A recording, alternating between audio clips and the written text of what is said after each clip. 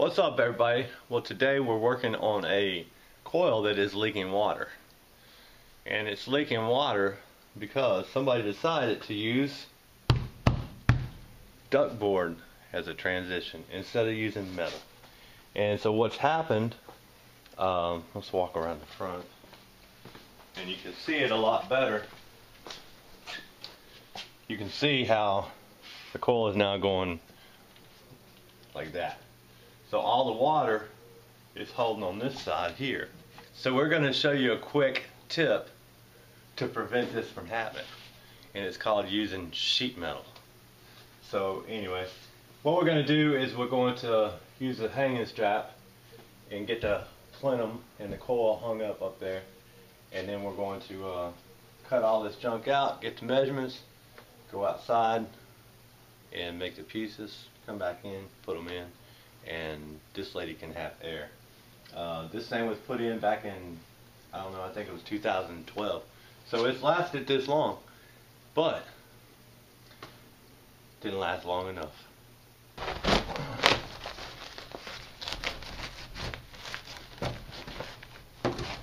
Alright, the reason I'm cutting this back here is, as you can see, they didn't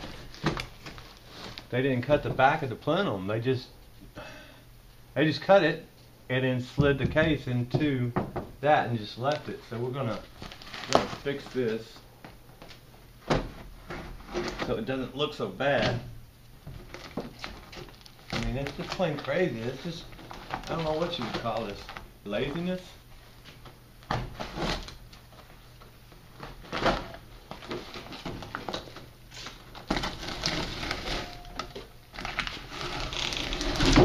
But the plenum, I mean the coil case, is about a ½ inch taller back here than it is up front, and it's a ¼ inch shorter on this side than it is the drain side. So that's why it was draining water. So it's got a big, you can see it. Anyway, we're going to get this cut out and go make our transition pieces. Alright, so I got one side of it cut, as you can see, and look, they just cut it, folded it in, didn't even worry about cutting the back part of it off. So now we're just gonna finish cutting this, and then our coil, the top of our coil is right there. We'll just have to do something, figure it out. But even if we just have to put a piece here to go across and screw it in. Don't have a choice sometimes when you're trying to fix hack work, and this is definitely a hack job. So anyway, let me get back to it.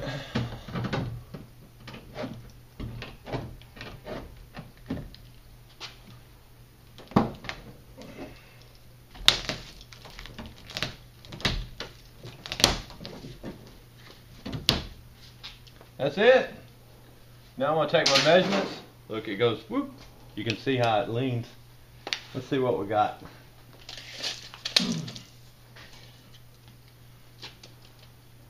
We got somewhere around 44 3/4. Look at that, almost 3/4 of an inch, 44. So it goes 3/4 of an inch is that way. So what I'm going to do is I'm going to build a transition, get my lowest height, which is that front corner there, from here to here, and make my transition all the same height, and then I'll unscrew this and lower it down, and that way it'll set level. But anyway, that's what we're going to do. That's all we can do with it. See the level. Make sure the furnace is level. Yep, furnace is level, so at least we got a good starting point.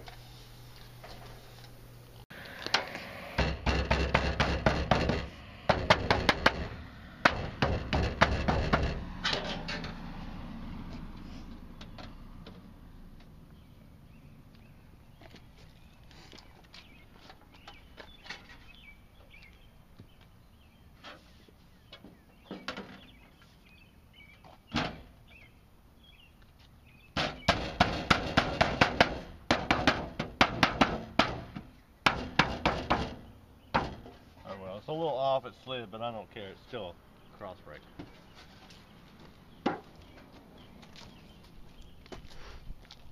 On a bumper. Huh? On a bumper. On a bumper. Handmade. Custom. I could get the little Hensler bender, but I'm going to. I just hadn't done it yet. Alright.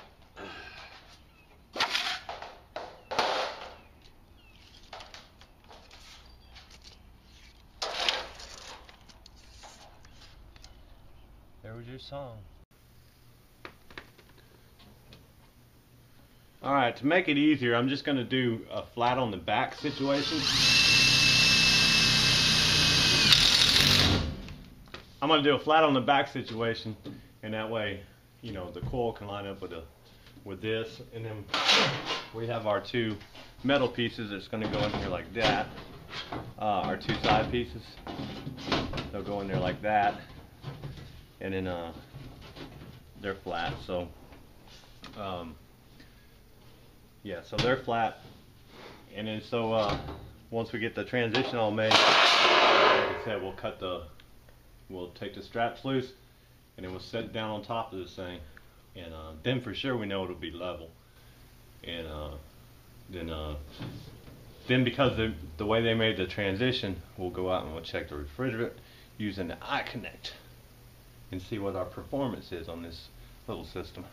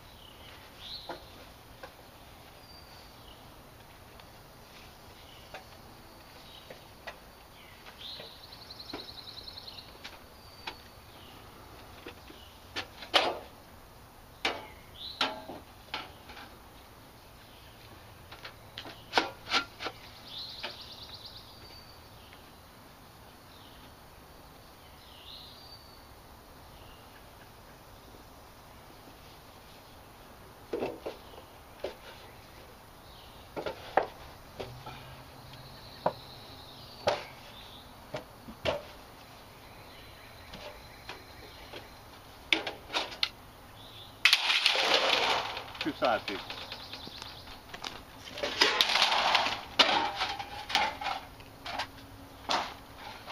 Alright, so we've had to remake the side pieces for two different reasons. First reason is when I first started doing my measurements, I was going to actually come from here, from the back corner of the coil, and I was going to screw it to this flange right here. And I said, well, it'd be easier on measuring if I just went straight up and made it flat on the back. And then when I did that, I forgot to do the measurement from here to the flange, so it was just a little off. And I was like, well, I can actually still make that work by using the S-lock. But then I went to go screw it on, and look at the little perforated piece. The little perforated piece broke. So I had no choice then but to remake this, the side pieces. So, you know, it's always better to do it right the first time without trying to, you know, just hack it in or whatever. And that would have been exactly what I would have been doing. So now, you see I made a flange at the bottom and flange at the top for the coil center. That flange at the bottom is going to be, we're going to screw it in right here. And then we'll be good. Do the same thing on the other side. As you see, that side piece is already on the first piece I made. So anyway, so that'll sit on there like this. That'll sit on there like that, and we'll be good to go.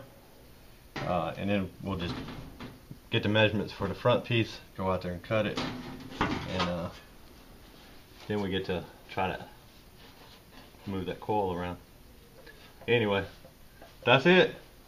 We're gonna put this in.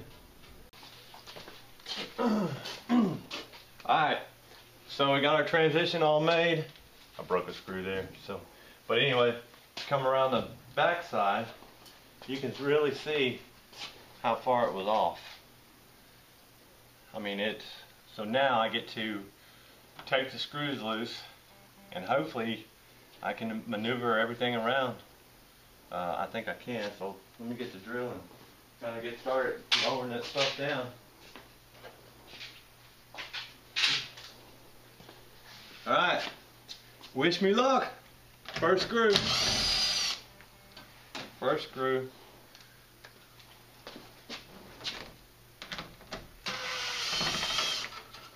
Second screw. Don't look like it's going nowhere. Third screw. Uh-oh. Fourth screw.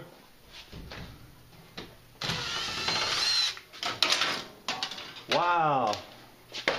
So now we get to cut all the mastic off. Asses.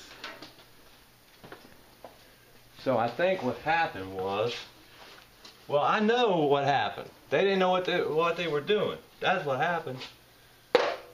So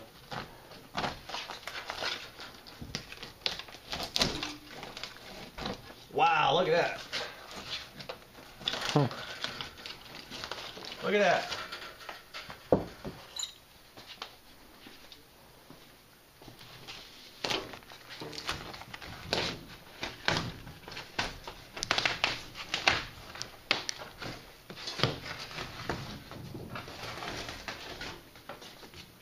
Well, at least it's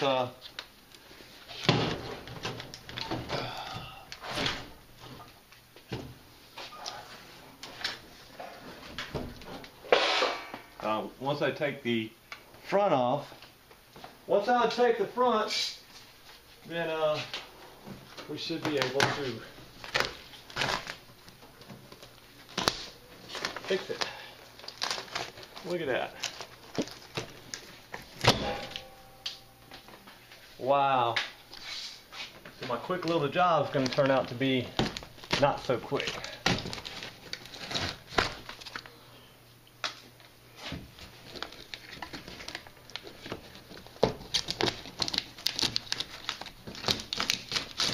Man.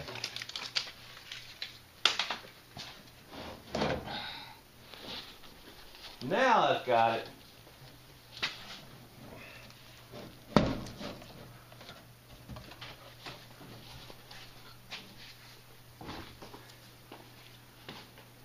Wow. I would still tape right here.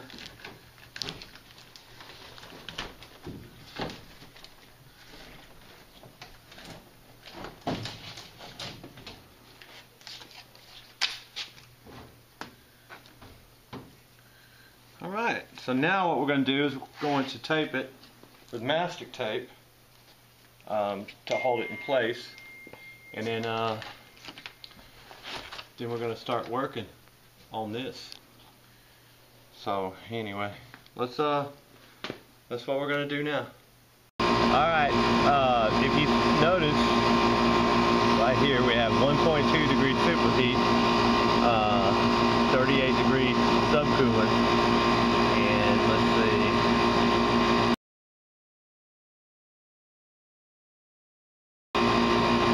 Our target is 17.7, and then our target head pressure is 224. But let me show you why we have such a high head.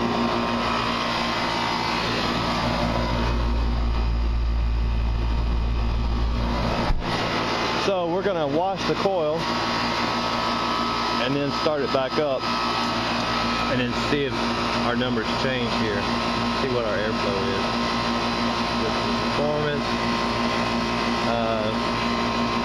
We're supposed to have 1400 CFM. We got 1825.